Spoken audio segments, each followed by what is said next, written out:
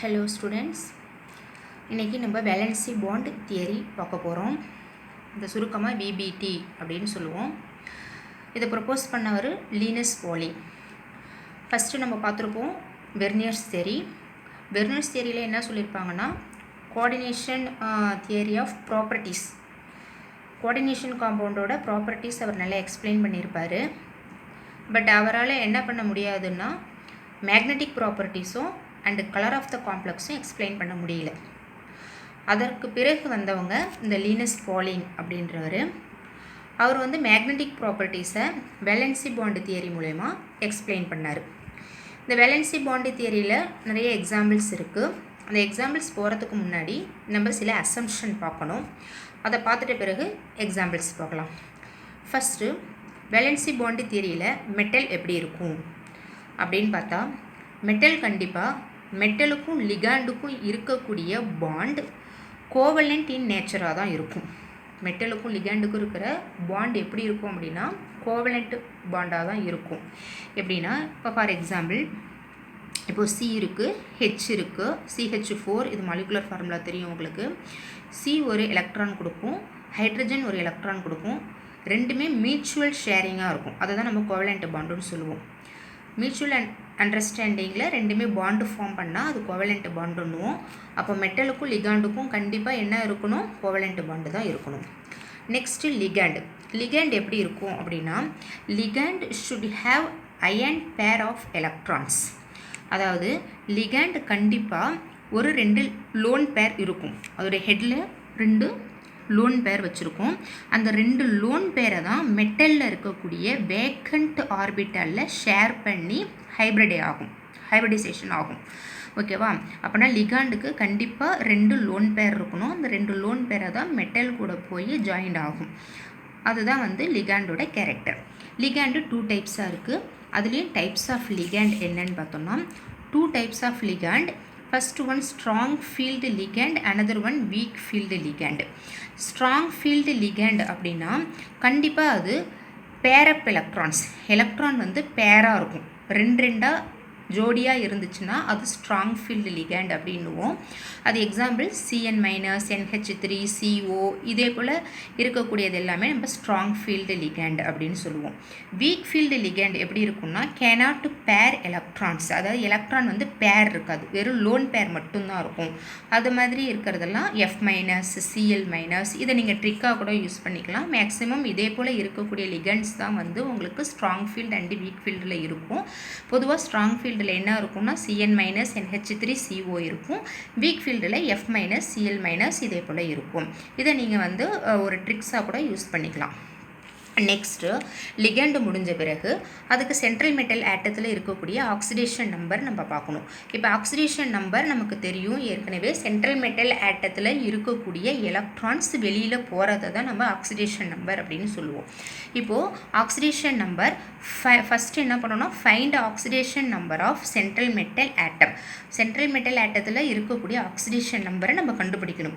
Next metal should have vacant orbital.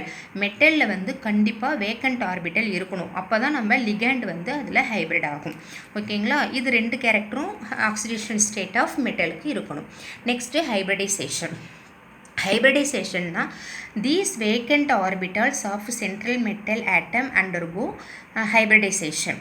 அதாவது ஏற்கனவே சொல்லியிருக்கேன் நான், மெட்டலில் வந்து என்ன இருக்கணும் அப்படின்னு சொல்லியிருக்கேன்னா வேக்கண்ட் ஆர்பிட்டல் இருக்கணும்னு சொல்லியிருக்கேன். இப்போ ஆர்பிட்டல் நமக்கு தெரியும், SPDF அப்படின்ற ஆர்பிட்டல்ஸ் இருக்குது. இப்போ அது எப்படி லிகாண்ட் வந்து ஃபார்ம் ஆகும் அப்படின்னா லீனியர் ஃபார்மில் தான் வந்து ஃபார்ம் ஆகும். இப்போ இங்கே மெட்டல் இருக்குது. இந்த மெட்டலில் வந்து வேக்கண்ட் ஆர்பிட்டல் அப்படி இருக்குன்னா இதில் வந்து லிகாண்டு இந்த 2 லோன் பேரை இந்த மெட்டல் கூட கொடுத்துட்டு தான் இது வந்து என்ன ஆகும்? ஹைப்ரிட் ஆகும். ஒன்றோட ஒன்று மேற்பொருந்தும், கலப்பினமாதல் அப்படின்னு சொல்லுவாங்க. ஹைப்ரிடைசேஷன் தான். இந்த லிகாண்டும் இந்த மெட்டலும் வந்து ஒன்று சேரும். ஓகேங்களா? அது எப்படி ஆகும்னா அந்த லீனியர் பொசிஷனில் தான் வரும். இப்போ மெட்டல் இந்த சைடு இருக்குன்னா இதுக்கு நேராக தான் வந்து அந்த லிகாண்ட் வந்து ஹைப்ரிட் ஆகும். அதே போல் இந்த மெட்டலில் வேக்கண்ட் ஆர்பிட்டலுக்கு அந்தந்த பொசிஷனுக்கு தகுந்த மாதிரி லீனியர் பொசிஷனில் வந்து அந்த லிகாண்ட் வந்து ஹைப்ரிட் ஆகும். இதுதான் வந்து ஹைப்ரிடைசேஷன் அப்படின்னு சொல்லுவோம். அடுத்தது நெக்ஸ்ட் நம்ம என்ன பார்ப்போம்னா ஜாமெண்ட்ரி பார்க்கணும். ஜாமெண்ட்ரி பார்க்கும் பொழுது நம்ம கோஆர்டினேஷன் நம்பர், ஏற்கனவே நான் கோஆர்டினேஷன் நம்பர்னா சொல்லியிருக்கேன். மெட்டலில் வந்து லிகண்ட்ஸ் எத்தனை நம்பர் வந்து அட்டாச் ஆகுதோ அதுதான் கோஆர்டினேஷன் நம்பர் அப்படின்னு சொல்லியிருக்கேன். இப்போ 2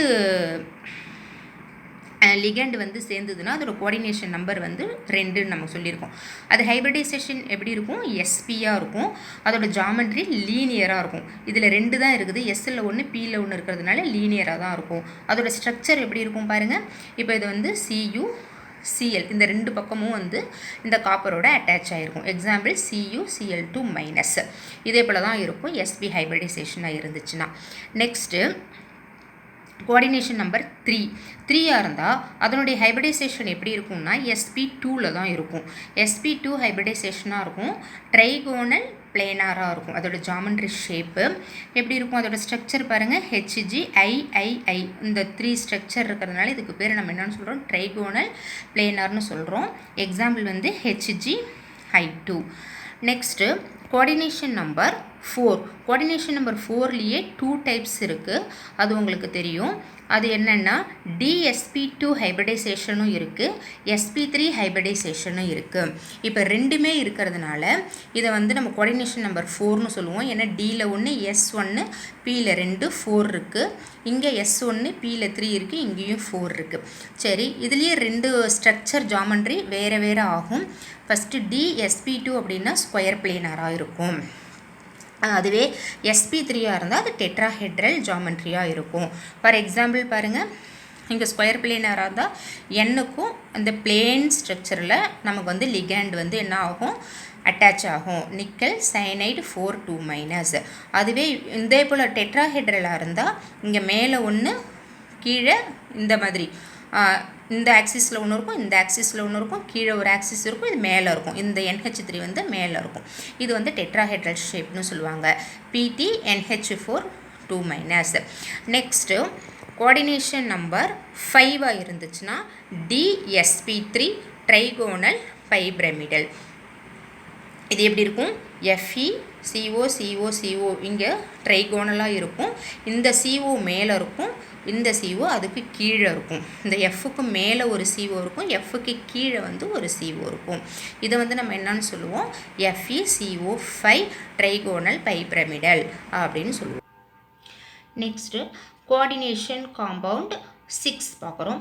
6லேயும் 2 டைப்ஸ் ஆஃப் ஸ்ட்ரக்சர் இருக்குது கோஆர்டினேஷன் காம்பவுண்டில். ஃபர்ஸ்ட் ஒன் D2sp3 ஒன்று இருக்குது. அடுத்தது sp3d2 அப்படின்னு சொல்லிட்டு 2 ஹைபிரிடைசேஷன் இருக்குது. அதோடைய ஸ்ட்ரக்சர் வந்து ஆக்டாஹெட்ரலாக தான் இருக்கும், இதே போல் தான் இருக்கும். MLLL அப்படின்றது பிளேனார் ஸ்ட்ரக்சராகவும், ஒரு L வந்து மேலேயும் ஒரு L வந்து கீழேயும் இருக்கும். இதுலேயே 2 விதமாக சொல்லலாம். என்னென்னா inner orbital, another one outer orbital அப்படின்னு சொல்லுவோம். என்ன இன்னர் ஆர்பிட்டல், அவுட்டர் ஆர்பிட்டல் அப்படின்னா, இப்போது நம்ம டி ஆர்பிட்டாலை எப்படி பிரிப்போம், 3D 4S 4P and 4D அந்த மாதிரி ஆர்பிட்டாலை பிரிப்போம். இப்போ 3Dயில் எவ்வளோ ஆர்பிட்டல்ஸ் இருக்கும், 1 2 3 4 5 இருக்கும். எஸ்ஸில் 1 இருக்கும், Pயில் 3 இருக்கும், திரும்பி 4Dயில் 5 ஆர்பிட்டல்ஸ் இருக்கும். இப்போது நம்மளுடைய லிகண்ட் இந்த 3D இதுதான் இன்னர் ஆர்பிட்டல்னு சொல்லுவோம், இந்த 4Dயை அவுட்டர் ஆர்பிட்டல்னு சொல்லுவோம். இப்போ லிகண்ட் வந்து இந்த இன்னர் ஆர்பிட்டலில் ஆக்குபை பண்ணுச்சுன்னா, ஹைபிரிடைசேஷன் ஆச்சுன்னா அதை D2sp3 அப்படின்னு சொல்லுவோம், இன்னர் ஷெல் அப்படின்னு சொல்லுவோம். அதுவே லிகண்ட் வந்து அவுட்டர் மோஸ்ட் எலக்ட்ரான் இந்த 4Dயில் வந்து ஆக்குபை பண்ணுச்சுன்னா அதை நம்ம அவுட்டர் மோஸ்ட் இல்லைன்னா அவுட்டர் ஷெல் அப்படின்னு சொல்லுவோம். இதுதான் இன்னர் ஷெல், இது அவுட்டர் ஷெல் அப்படின்னு சொல்லுவோம். லிகண்ட் எங்கே வந்து ஆக்குபை ஆகுது, எந்த மெட்டலோட வந்து அட்டாச் ஆகுதுன்றதை பொறுத்து தான் நம்ம இன்னர் ஷெல் அவுட்டர் ஷெல்னு பார்ப்போம். இது எக்ஸாம்பிள் பார்க்கும்போது உங்களுக்கு புரியும், அப்புறம் சொல்கிறேன். Next inner orbital, outer orbital. பொதுவாக இன்னர் ஆர்பிட்டல் அப்படின்னாலே ஸ்ட்ராங் ஃபீல்டாக இருக்கும். ஏன்னா இப்போ இன்னர் ஃபீல்டு, இதுதான் இன்னர் ஃபீல்டில் இருக்கக்கூடிய லிகண்ட்ஸ் வந்து ஸ்ட்ராங்காக இருக்கும். அது சீக்கிரமாக வந்து நம்ம மெட்டல்லேருந்து வெளியில் எடுக்க முடியாது. ஏன்னா அதனுடைய அட்டாச்மெண்ட் வந்து ரொம்ப க்ளோஸாக இருக்கும். உங்களுக்கு ஏற்கனவே சொல்லியிருக்கேன், நம்ம மெட்டலோட பக்கத்தில் இருக்கிற ஆர்பிட்டல் வந்து ரொம்ப அட்ராக்ஷன் பவர் அதிகமாக இருக்கும். அவுட்டர் மோஸ்ட் எலக்ட்ரானில் இருக்கக்கூடிய எலக்ட்ரான் வந்து நம்ம ஈஸியாக ரிமூவ் பண்ணிடலாம் நம்ம சென்ட்ரல் மெட்டல் ஆட்டத்துலேருந்து. அதனால் இது இன்னர் ஷெல்லில் இருந்ததுன்னா ஃபீல்டு வைஸ் வைஸ் பார்க்கும் பொழுது இது ஸ்ட்ராங்காக இருக்கும். அதனால தான் நம்ம இதை ஸ்ட்ராங் ஃபீல்டு அப்படின்னு சொல்கிறோம். அடுத்தது லோ ஸ்பின்னாக இருக்கும். ஏன் லோ ஸ்பின்னாக இருக்கும் அப்படின்னா, இங்கே இன்னர் ஆர்பிட்டலில் இருக்கக்கூடிய எலக்ட்ரான் எல்லாமே பேர்டு எலக்ட்ரானாக தான் இருக்கும். ரெண்டு ஜோடியாக தான் இருக்கும் இந்த இடத்துல. மேக்ஸிமம் இதில் வந்து எப்படி இருக்கும்னா ஸ்பின் வந்து சுழற்சி தன்மை கம்மியாக இருக்கும். அதனால தான் வந்து இதை நம்ம லோ ஸ்பின்னு சொல்கிறோம்.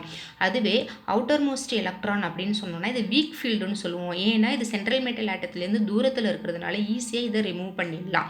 அதனால இதை நம்ம வீக் ஃபீல்டு அப்படின்னு சொல்லுவோம்.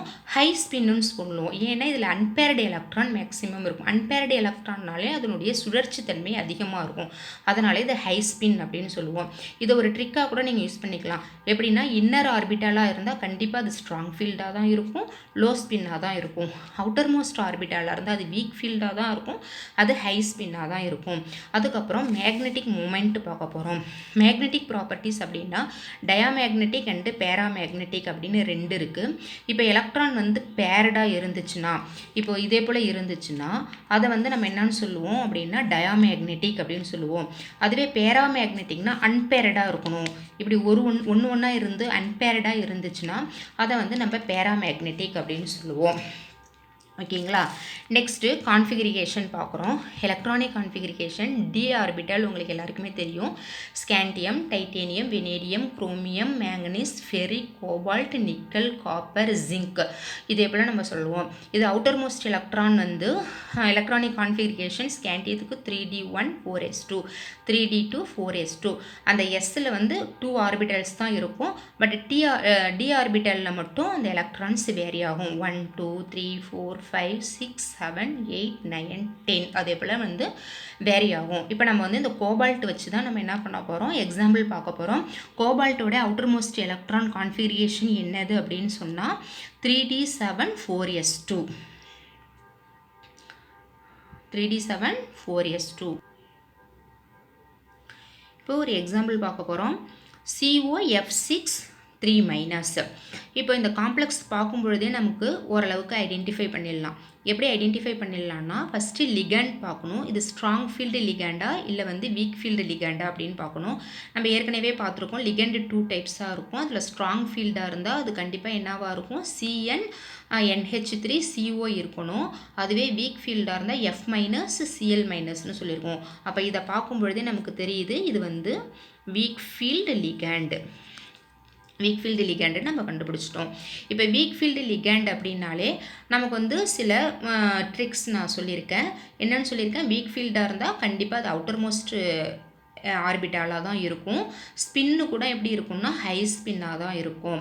ஹை ஸ்பின்னாக இருந்தாலே உங்களுக்கு எப்படி இருக்கும், அன்பேர்டு எலக்ட்ரான்ஸாக தான் இருக்கும். அன்பேர்டு எலக்ட்ரான் இருந்தால் அது வந்து ஒரு பேராமேக்னெட்டிக்காக தான் இருக்கும்.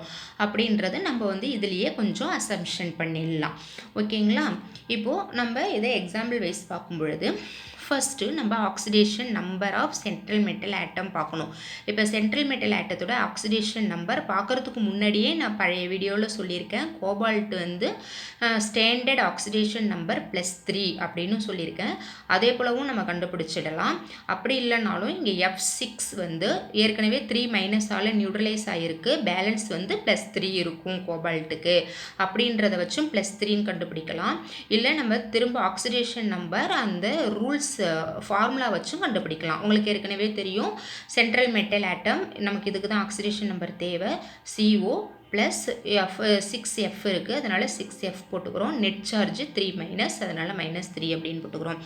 இப்போ CO 6 அப்படியே இருக்கட்டும். Fக்கு வந்து எலக்ட்ரிக் சார்ஜ் -1ன்னு தெரியும், அதனால் -1 நம்ம இதில் அப்ளை பண்ணியிருக்கோம். இங்கே -3 அப்படியே இருக்கட்டும்.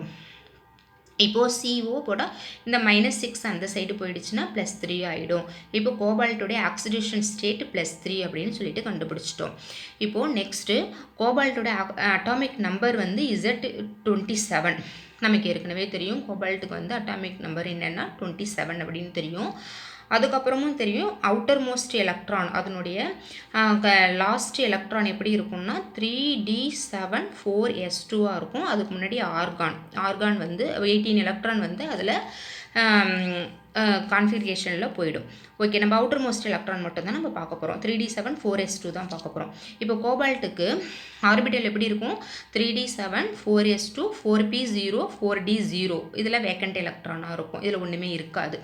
இப்போது நமக்கு இருக்கிறது ஆக்சிடேஷன் நம்பரில் ஏற்கனவே நமக்கு 3 எலக்ட்ரான் வெளியில் போயிடுச்சு. அப்போ கோபால்ட் +3 அப்படின்னா ஏற்கனவே 3 எலக்ட்ரான் எப்படி போகும்? 4sல இருக்கக்கூடிய ஒரு 2 எலக்ட்ரான், 3dயில் இருக்கக்கூடிய ஒரு எலக்ட்ரான், மொத்தம் 3 எலக்ட்ரான் வெளியில் போயிடுச்சு. அப்போ எவ்வளோ இருக்கும்? 3d6 4s0 4p0 4d0 இருக்கும். இப்போது நம்ம ஆர்பிட்டலில் ஃபில் பண்ணுவோம். இப்போ 3d6 இருக்குது.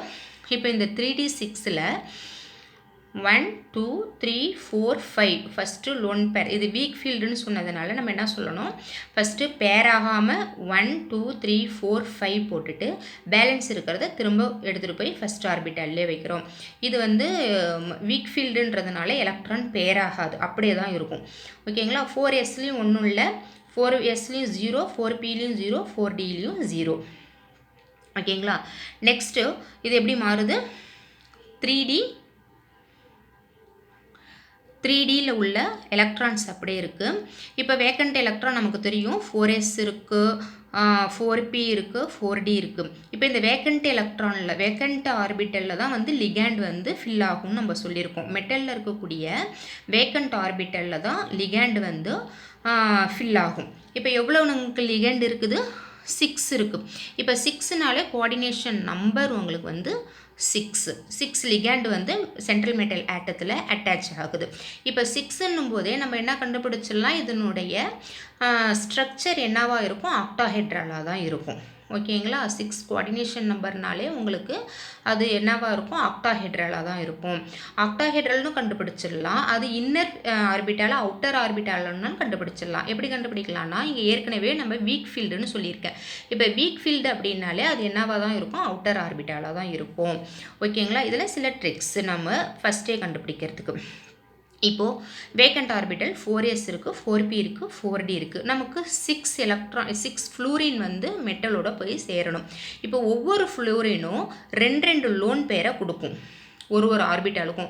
இப்போ ஒரு ஃப்ளூரின் 2 எலக்ட்ரான் பேரை கொடுக்குது.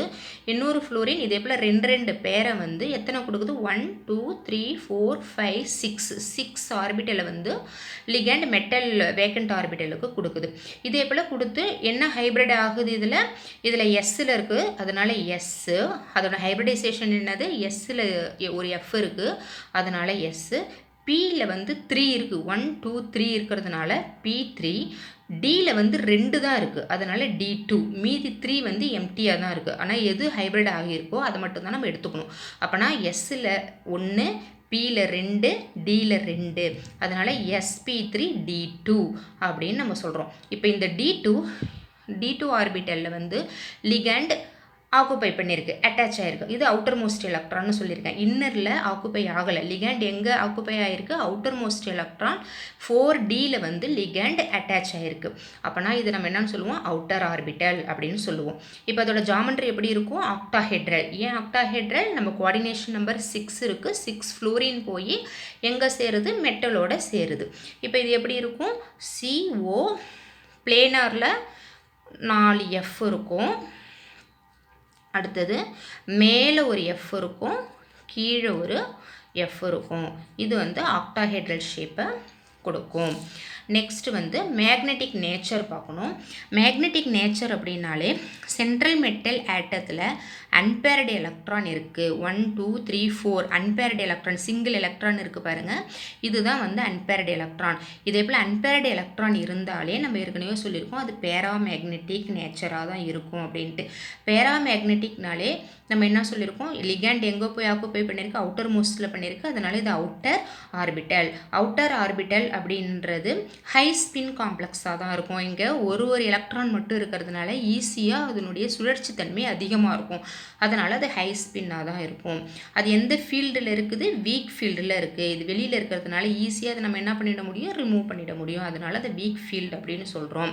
இப்போ மேக்னெட்டிக் நேச்சரை நம்ம ஈஸியாக கண்டுபிடிச்சிடலாம். இதெல்லாம் ஒரு ட்ரிக்ஸ் மாதிரி வச்சுக்கலாம். நீங்கள் பேராமேக்னெட்டிக்னா அது அவுட்டர் ஆர்பிட்டாலாக இருக்கும், அது ஹை ஸ்பின் காம்ப்ளெக்ஸாக இருக்கும், அது வீக் ஃபீல்டாக இருக்கும். வீக் ஃபீல்டுனாலே ஆப்போசிட்டாக நம்ம என்னென்னு சொல்லணும், ஹை ஸ்பின்னு சொல்லணும். அதுவே ஸ்ட்ராங் ஃபீல்டு அப்படின்னா லோ ஸ்பின் அப்படின்னு சொல்லணும். இதுதான் வந்து இதுக்குள்ள டிஃப்ரென்ஸு. அடுத்தது ஸ்பின் ஒன்லி ஃபார்முலா அப்படின்னு ஒன்று இருக்குது. அதனுடைய ஸ்பின்னை வந்து நம்ம மியூ அப்படின்னு சொல்லுவோம். மியூன்றது அதனுடைய வேல்யூ. ஸ்பின் ஆஃப் மியூவில் ஃபார்முலா n×n+2 அதில் அப்ளை பண்ணணும். இப்போ நம்பர் ஆஃப் லோன் பேர், இதில் எவ்வளவு லோன் பேர் தனியாக இருக்கக்கூடிய எலக்ட்ரான்கள் எத்தனை இருக்குது, 4 இருக்குது. அதனால் அந்த 4 வந்து இதில் அப்ளை பண்ணணும். இப்போ 4×4+2 இதை நம்ம சிம்பிளிஃபை பண்ணோம்னா 4.899. இது போர் மேக்னட்டான் அப்படின்னு சொல்லுவோம். இதுதான் வந்து ஸ்பின் ஒன்லி ஃபார்முலாவுடைய வேல்யூ. இது வந்து வீக் ஃபீல்டுக்கு நம்ம பார்த்துட்டோம்.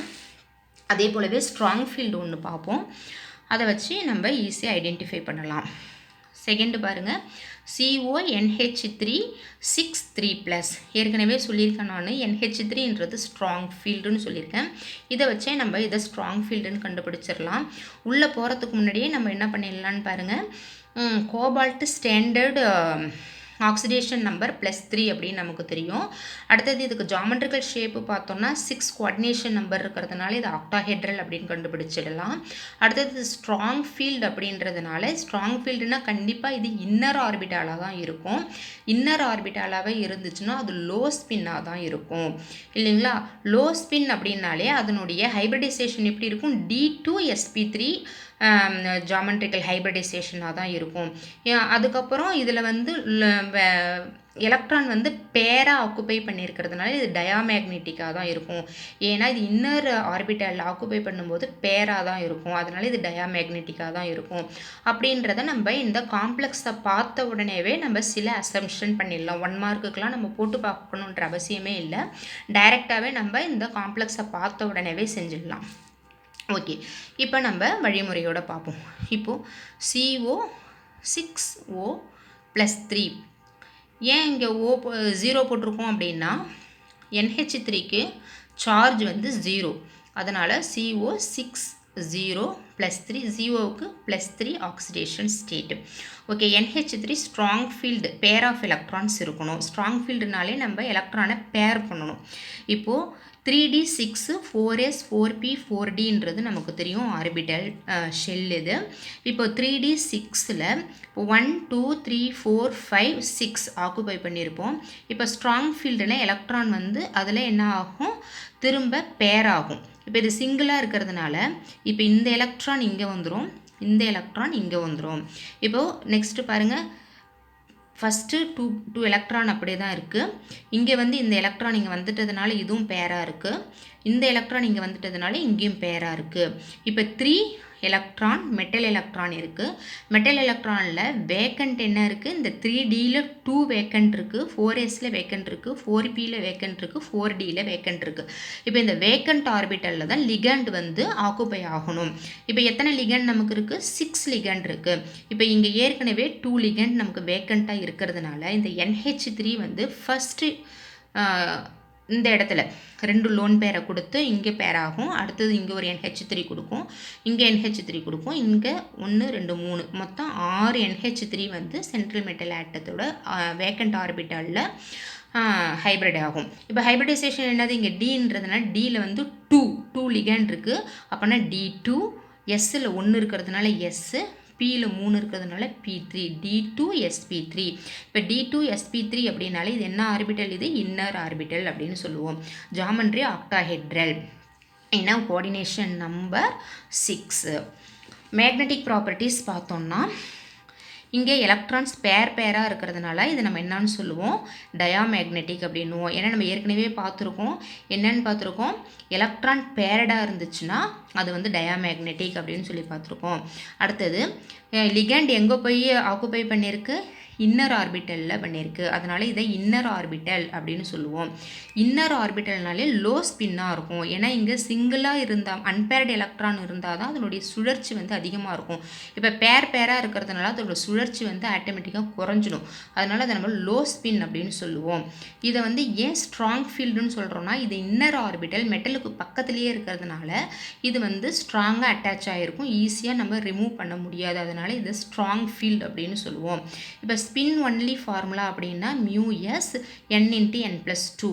இப்போ n வந்து நம்பர் ஆஃப் லோன் பேர் இங்கே கிடையாது, எல்லாமே பேர்டாக தான் இருக்குது. அதனால் இங்கே நான் n-க்கு பதிலாக 0 அப்ளை பண்ணோன்னா 0 தான் நமக்கு கிடைக்கும். இப்போ என்ன டிஃப்ரென்ஸ் ரெண்டுத்துக்கும் பார்த்துருக்கீங்க அப்படின்னா, இது அவுட்டர் மோஸ்ட் எலக்ட்ரான், இது inner orbit. Outer orbital, inner orbital. Outer ஆர்பிட்டலாக இருந்தால் பேராமேக்னெட்டிக்காக இருக்கும், அவுட்டர் ஆர்பிட்டலாக இருக்கும் ஹை ஸ்பின் காம்ப்ளெக்ஸாக இருக்கும், வீக் ஃபீல்டாக இருக்கும். அதுவே இன்னராக இருந்தால் டயாமேக்னெட்டிக்காக இருக்கும், இன்னர் ஆர்பிட்டலாக இருக்கும், லோ ஸ்பின்னாக இருக்கும், ஸ்ட்ராங் ஃபீல்டாக இருக்கும். இதுதான் வித்தியாசம் இது ரெண்டுத்துக்கும். இந்த ரூல்ஸ் அப்ளை பண்ணி நம்ம நிறைய எக்ஸாம்பிள்ஸ் பார்க்கலாம். இந்த வீடியோ உங்களுக்கு பிடிச்சிருந்ததுன்னா ஷேர் பண்ணுங்கள், லைக் பண்ணுங்கள், சப்ஸ்கிரைப் பண்ணுங்கள். தேங்க்யூ.